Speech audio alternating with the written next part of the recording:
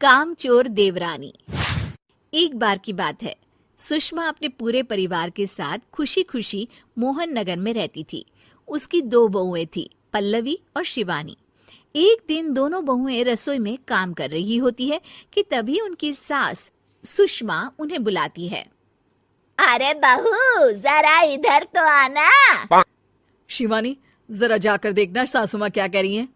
दीदी आप ही देख लो ना जाकर, आपको भी तो सुनाई दे रहा है। अरे मैं आटा गूंद रही हूँ ना, तुम चली जाओ। हाँ तो मैं भी तो सब्जी काट रही हूँ ना दीदी। अरे बहू जल्दी आओ। ओफो, ये तो जाएगी नहीं। मैं ही जाकर देखती हूँ कि क्या करना है। पल्लवी सुषमा के कमरे में जाती है। जी मम्मी जी, क्या हुआ? शाम को घर पर कुछ मेहमान आने वाले हैं, तो तुम अच्छा सा खाना बना लेना बहू।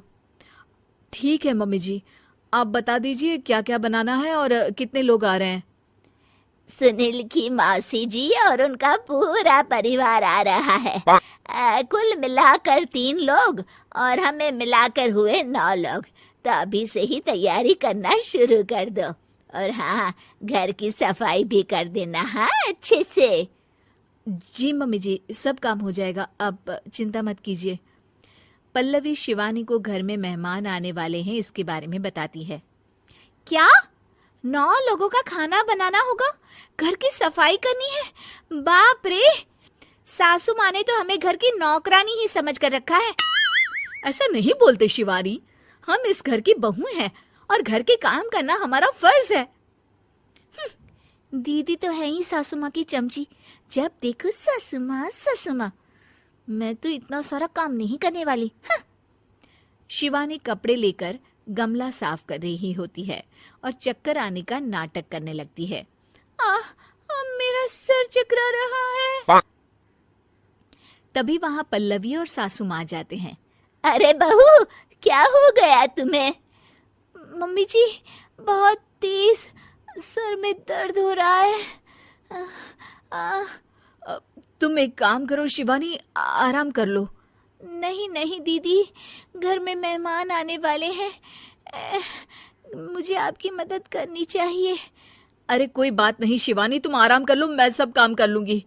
ठीक है दीदी, अगर आप इतना कह रही हैं तो आराम कर लेती हूँ। शिवानी आराम से अपने कमरे में मैगजीन पढ़ रही होती है। इसे कहते हैं आराम की जिंदगी। इतना सारा काम। चलो सारा काम खत्म हो गया, शिवानी को देख आती हूँ।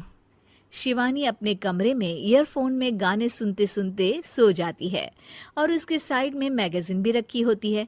पल्लवी वहां आ जाती है और वो सब देखती है। ओहो, तो मतलब सब काम चोरी का बहाना था। अभी बताती हूँ इसको। घर का सारा काम मुझे करना पड़ा और ये महारानी यहाँ मैगजीन पढ़ रही है, गाने सुन रही है। पल्लवी रसोई से एक प्लेट और चम्मच लेकर आती है और शिवानी को थाली बजाकर उठाने लगती है। शिवानी अचानक से उठती है। उठ गई महारानी, गाने भी सुन लिए, मैगजीन भी पढ़ ली। तुम तो बहुत बड़ी झूठी निकली शिवानी। तुमने सर दर्द का बहाना बनाया ताकि काम करने से बच सको। हाँ बनाया बहाना, तो क्या करती, इतने सारे काम करती। मुझे कोई शौक नहीं है चापलूसी का। क्या चापलूसी? तुम्हें लगता है कि मैं सारे काम चापलूसी के लिए कर रही हूँ? नहीं तो क्या। तभी वहां सासू माँ आ जाती हैं। अरे बहू, वो लोग बस आने ही वाले हैं, तुम तैयारियां कर लो। जी सासू माँ, तुझे तो मैं बाद में देखती हूँ। सब खाना खाने बैठते हैं और खाना शुरू करते हैं। तभी सुनील की मौसी बोलती है।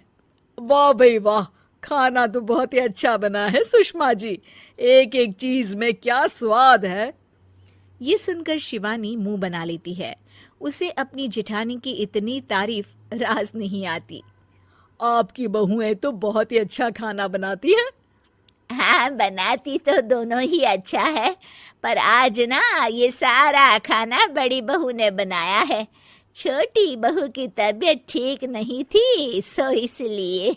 मानना पड़ेगा सुषमा जी, आपकी बड़ी बहू तो बहुत ही गुणवान है। पल्लवी की तारीफ सुनकर शिवानी को जलन होती है। पल्लवी ये सुनकर खुश हो जाती है और शिवानी की तरफ देखकर उसे चिढ़ाती है। कुछ देर बाद मेहमानों के जाने का वक्त हो जाता है।